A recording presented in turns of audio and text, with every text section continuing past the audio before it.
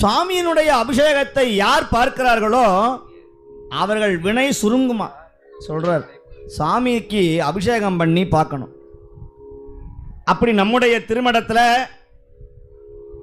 ஒவ்வொரு அபிஷேகமும் கிட்டத்தட்ட 2 ஆண்டுகளாக இந்த திருமடம் கும்பாபிஷேகம் செய்ததில் இருந்து ஒரு அபிஷேகத்துக்கு கிட்டத்தட்ட 1.5 லட்சம் ரூபாயை செலவு செய்து, அதற்கு மேலேயும் செலவு செய்து, உலகெங்கிலும் இருக்கிற அடியார்கள் கொடுக்கிற அந்த அருள் கொடையை வச்சுக்கொண்டு எங்கெந்த ஊர்லெல்லாம் பால், நெய், தயிர், தேன் இவையெல்லாம் வாரி வாரி பழ வர்க்கங்கள் வாரி வாரி கொடுக்குறாங்க.